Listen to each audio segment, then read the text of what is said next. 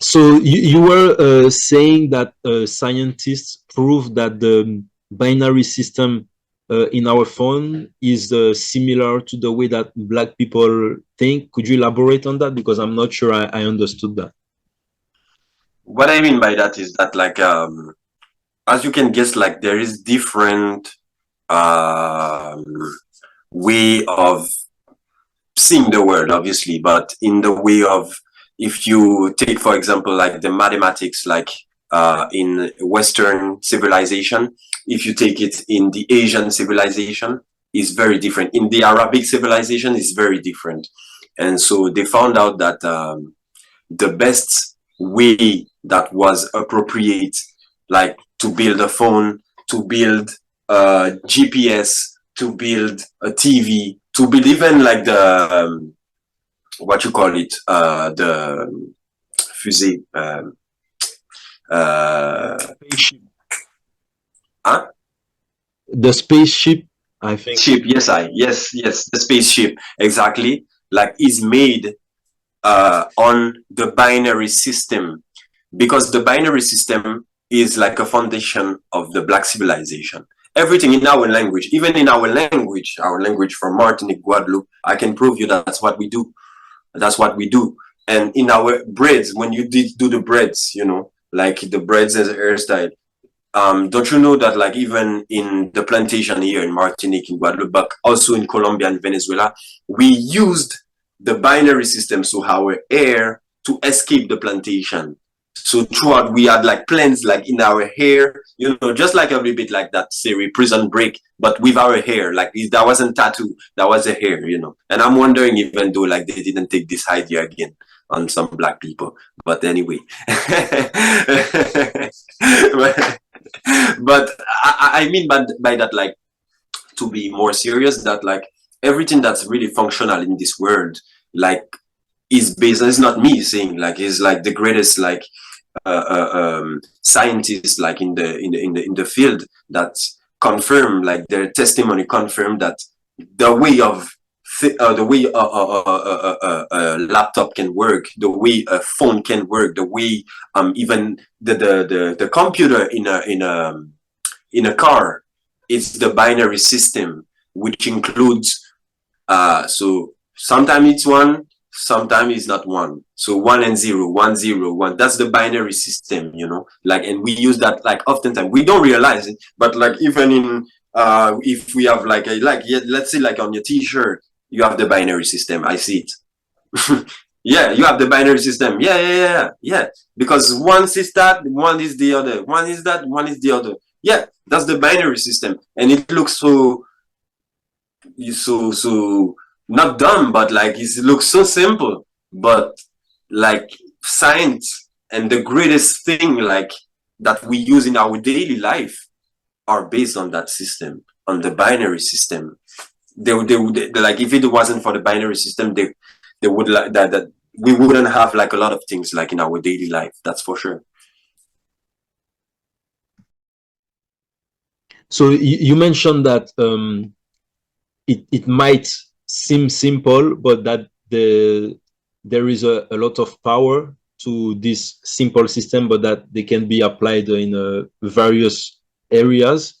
And it's something that our civilization today, I think, often, like when we look at previous civilizations, because today we have more modern technologies, right? We think that necessarily we know more than them, you know, and that we cannot learn from them, right? Because they were their technologies were inferiors in a sense to, for example, a computer or stuff like this. But it's very wrong, and it's something also that you have with the dreadlocks, that I know that all these initiated people, they they knew something, like it's a reason why it's warriors, kings, you know, wearing their hair like this, like. But because maybe today we don't have the mental frame as them, and to say, like, we often disregard this and we say, oh no, this is nonsense or whatever. No, that is very true. But I like to mention that, like, for instance, like in some ancient civilizations, such as the Nubian and the Ethiopian and ancient Egypt, to take this characteristic example, they still have some technology that nowadays the greatest Western scientist or architecture and whatever so-called the matter, they can't figure it out. So I've seen a documentary recently, like on some I think English guy who went to Egypt, like to see some I think it was the Giza pyramids, and to study it in terms of architecture, because he said that like, hey, 3,000 years, bro, still is just on the line, bro. It's like, how come? He's like, how is it? He said like, I'm just coming here to take lessons. They say, okay. Okay, so there's still things that like their spirituality, like what they had like in their possession, we have to understand that that was really powerful.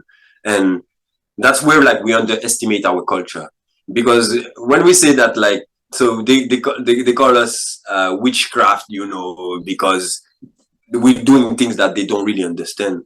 But you go in Africa, like now, I can show you someone who can make it rain. You can make it rain. They have the rain dance in South Africa. They have the rain dance. So it's not something that, like, yeah, I think sometimes we can laugh about it and we think like something we see in cartoons and we say like it's it's not true. But it really is, you know. There's some places in Africa where it's very, very, very dry. And the only way for you to get rain is to go to see the elders in the village and ask him like if he can do something, if he can do a ritual or something.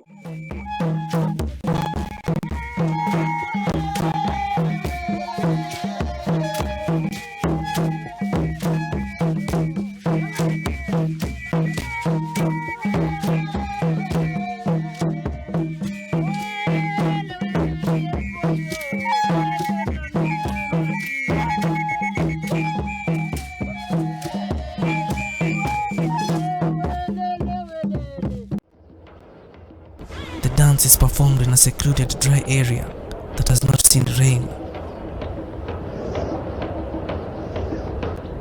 During the dance, the queen wears a costume which signifies glory and makes the queen taller as she prays to the gods.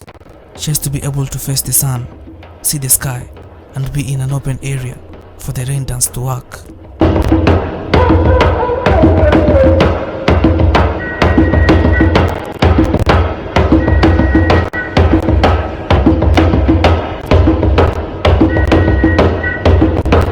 She dances a dance that has been used to summon the rain in Africa for 500 years.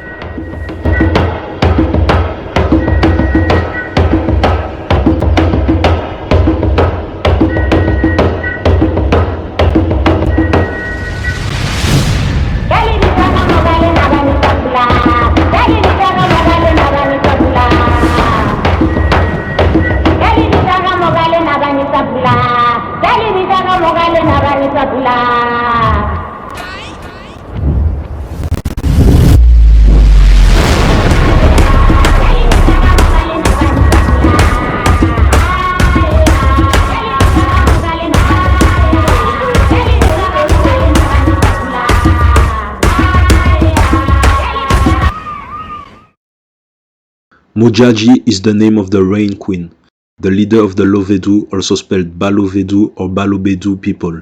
The Lovedu live in the Mojaji Kloof, Mojaji Gorge, in the Limpopo province of South Africa. They believe that the Rain Queen has the power to make rain. This power is passed from one Rain Queen to the next. The Rain Queen is a descendant of the Monomotapa royal family. This family ruled in what is now Zimbabwe during the 1400s and the 1500s. Stories say that one of the kings wanted to prevent a family quarrel. He gave his daughter Zugundini a magic horn. The horn gave her the power to make rain. It also protected her from enemies. Then the king sent Zugundini away from his kingdom. She fled south with the horn. Zugundini founded the Lovedu tribe in what is now South Africa. Over time, the group increased its power. In 1800, a woman named Maselikwane was crowned the first rain queen. She was called Mojaji, which means ruler of the day.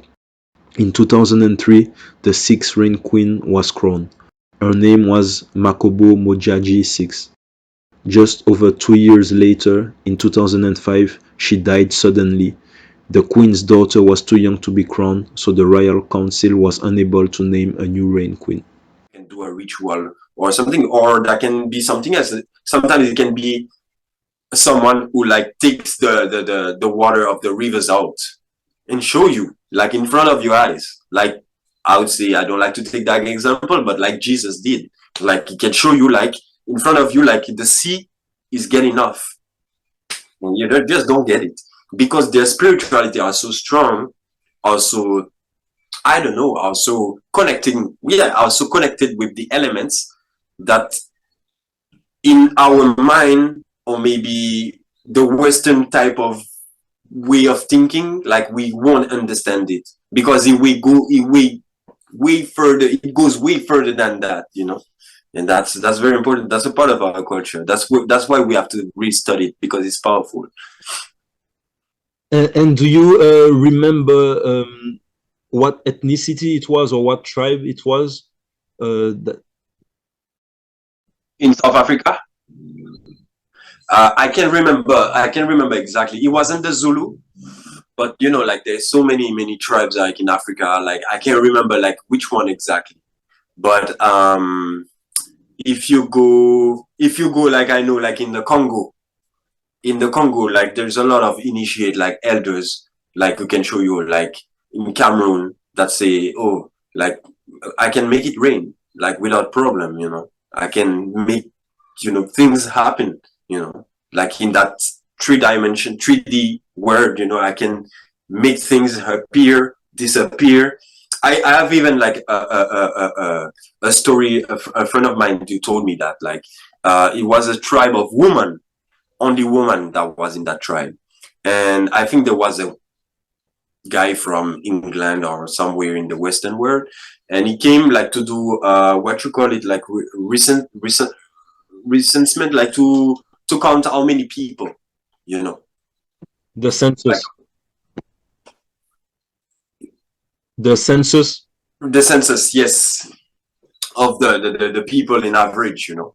And this particular guy, because he was talking to some other dudes, you know, to say, oh, you know, I came for that, you know, that doesn't disturb you, like, you know. He said, yeah, no, it's fine, you know. And the guy, the English guy, he went and he saw like that there was another village is not so far, but he talked to the Jews of the village that he was in, and the people told him like, don't go in that village, you know, because yeah, like don't go, like it's forbidden, like you don't have the right to go to see these people, these particular people. But obviously he didn't listen, you know. So he went, and so he found those women, and the woman said, okay, what are you here for? And he said, yeah, no, I just came like to count you guys, you know, and to try to learn a little bit your culture, you know. Okay, so they said, the woman say, okay, like come back tomorrow, and say, okay, no problem, you know. And so he came back the day after, and there was a whole village when he came back. But I mean, when he was there was a whole village, like everything was established. And so he came back the day after, and there was nothing, no more, no one, and nothing. Everyone was gone. Basically, there was over there. And we say, how can people like can just disappear just like that and leaving everything like there was nothing? And he almost got stuck, like when he went there, because it was a bushy, like lush forest that he went in. So it was something like he almost got trapped, you know, because they told him like, don't go there, you know. So that's something very it's powerful, I'd say, on the spiritual world that we manage. And wait, what was his name, this guy? I don't know the name, because it was a friend of mine who told me that story, that because my friend is trying to do initiation, so he's really close with some people like that can talk to him about spirituality and those kind of stuff. So yeah, I don't know the name of the guy, but I'd love to see Biku. And so right now we were just talking about all these types of maybe ancient knowledge and different knowledge that we had and about ourselves and stuff like this. And one theme that I know you're very familiar with is linguistics, and in particular in concerning our own language in Martinique, which is called Creole today. We should not, but I'm gonna let you explain why, because there was there are researchers that did work on this and that were able to prove that all we think we know is actually wrong. Yes, that is very true. It's a very true statement about our language nowadays. So, like you mentioned it, like we call it Creole, but it is a label like that is very abusive, because we have to understand that Creole, what is the characteristic of the Creole, is a white person that has been sent in the colony or wherever in the West Indies, as they call it, to do the job of the slave master. So that was the Creole. But like if we go back again further in history, like we can see that Criollo is a race of cow. So I mean that is very, very abusive, like to use a race of cow, or even the colonizer paradigm to name our stuff and our language, because it's not only our language that we call Creole, is like everything that we call Creole. But what we don't have to forget is like during the slavery time, like Creole, why we call it Creole is because, you know, we didn't belong to ourselves. So what was belonging to the master, that was his own, you know. So like you're a slave, so you belong to him, right? And if he has a chair that belongs to him, so he's gonna say, oh, I love that food. That food is Creole. Oh, I like that way of building the house. We're gonna say it's a Creole house, you know. So everything came like to put like the label Creole, but like, sorry, in order for the master to gain another how I could say another chain, I would say, another chain on our people, you know, because most of the thing that the master called Creole, in fact, is African thing that he has to retake and to rename Creole. But like if you say like what is the Creole dish, food dish, like there is none. Like it's an African dish. It's an African dish that like you call it Creole. So that's the first part. The second part is that in fact, like we don't really know our language as we speak. So that's why it's very interesting that like, okay, I'm not agreeing neither like to call it Creole, but in order to give it another name, we have to make sure that we speak it properly, first of all. That'd be interesting to speak our language properly, to really get into it properly, and then after like find a good label for it. Even though I'm agree like we shouldn't like call it Creole, and some scientists like in the Black community has proposed different label that we could call it. Like we have Wuchikam, we have Matinichi, we have different label that we could apply to our language. What I'm trying to say is that like we using a lot of words in our language that we think they're coming from French or English, because you know like the definition that they always used to give us is that like our language was a mix of everything, you know? So don't try to look further, it's just a mix of everything, where when you look and you study the facts, that's not true. Because when you study the scientific linguistic facts about the language, you clearly see that there is a legacy. And even it goes way further than that. You see that like what they call nowadays the Latin languages, which is French, English, Spanish, Italian, etc., are coming from the root of their language, come from ours. So that means that by speaking my language, I'm re-speaking my language originally. So that means that the European, when he speaks, is French, is English, is Spanish, or whatever, in the last analysis, is speaking my language, and I can prove it. We can prove it like on the scientific field without hesitation, because we can prove that a lot of them words, that's it's just like a phonetical correspondence. That's how we call it. Like phonetical correspondence is just like letters they change according to certain laws, according to certain time in history, but you can always track where they come from, because there is nothing that like is just there and that like has no explanation, you know. Like sometimes they just like put, oh yeah, you know, it's like this because it's like this. No, like in the scientific field, that doesn't work this way. So when you study our language, you see that it's definitely an African language from ceiling to floor.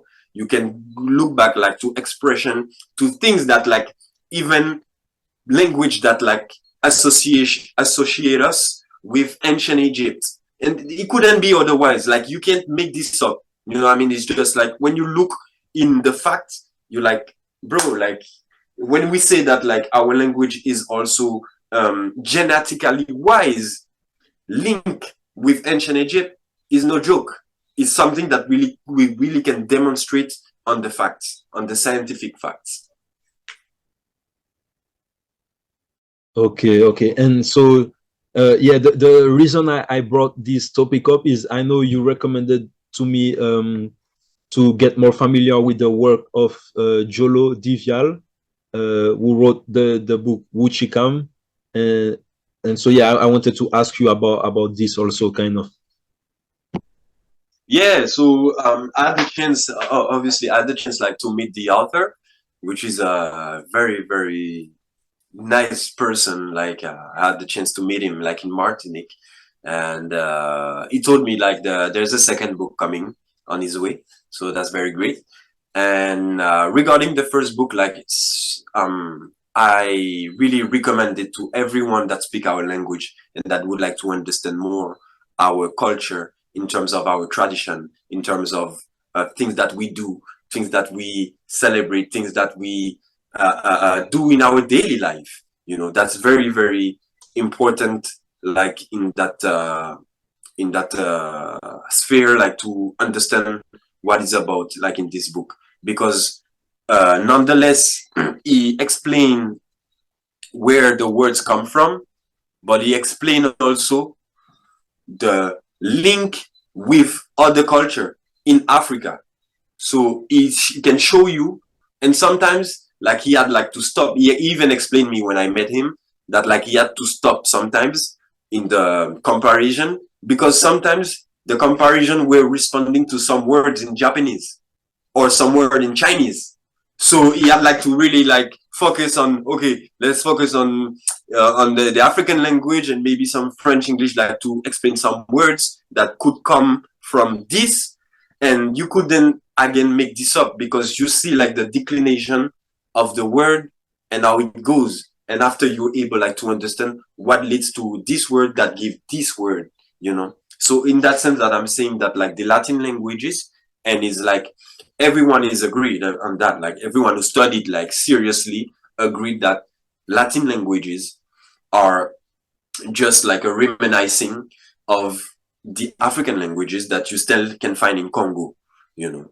And the Wuchikam book is very, very interesting in so many aspects, because, for example, you know, I know now for a fact that like there is 3 different ways in our language to say the verb be, you know.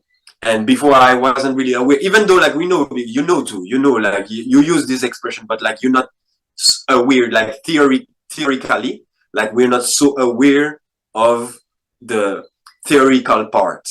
But we I would say in general, we know how we speak our language because this is our mother language, mother tongue, you know. So we know how to speak, but we just don't know how to theorize the language. And that is very, very important. So I recommend to everyone who would like to understand our culture and our language, where it comes from, because it doesn't come from any French or English or Spanish leftover that like we just like we were so-called dumb and we didn't know. Like no, like the people like who first of all, like you have to get conscious that you cannot, especially during the slavery time, because it's really after that time that like the so-called Creole was created, I would say. But it's not in 500 years. In 500 years, you can't, it's impossible like to create a language. No, it takes thousand and thousand years to create a language.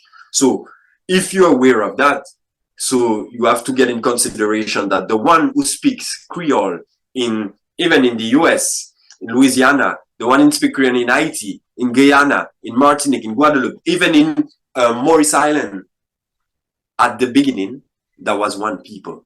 Because I'm able to understand someone from Haiti, I'm able to understand someone from Louisiana, I'm able to understand from someone from Maurice. So that's not the French who is like the common factor, you know. It's the fact that we were one people and we were speaking one language. So that's why, yeah, obviously sometimes you have one word change here, one word change there, but at the end, like it doesn't it doesn't change the sense of the sentence at the end, you know. So that's very, very important that we are aware of that.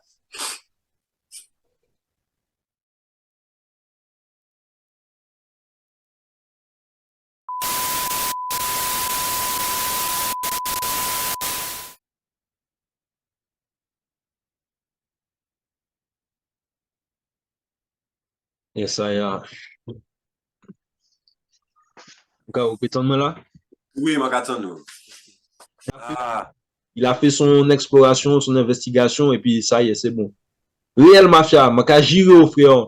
Et ah ouais. moi aussi, moi, tu qu'à garder en direction monsieur, même si c'est pas tu qu'à garder moi tout ça. Mais il y a des moments où il me regardait, et comme si dans sa réaction, c'est comme si monsieur fait me comprendre, oui, c'est bien ça qu'elle est là. C'est bien ça. C'est bien ça qu'elle est là. Et je te jure, frère, je te jure, il faut. Mais moi, quoi, faut parce que c'est des trucs, mais c'est ce genre de truc là justement que je fais allusion. Parce que c'est ça, tu vois. Le doyen là, il parle pas, mais fais attention à lui, tu vois. C'est ça. Et c'est des gars comme ça qu'il faut. C'est pour ça que je vais te montrer parce que frère, c'est un bail qui est puissant qu'il a. Et faut et justement, il faut qu'il montre nous aussi des bails à dans spiritualité là. Parce que c'est aussi des bagailles pour protéger nous. Enfin, c'est avant tout des bagailles pour protéger nous. C'est pas des bagailles pour faire djin. C'est le WAP, ça, c'est des bails que, le gars, s'il a fait ça, c'est parce que, genre, il a jugé utile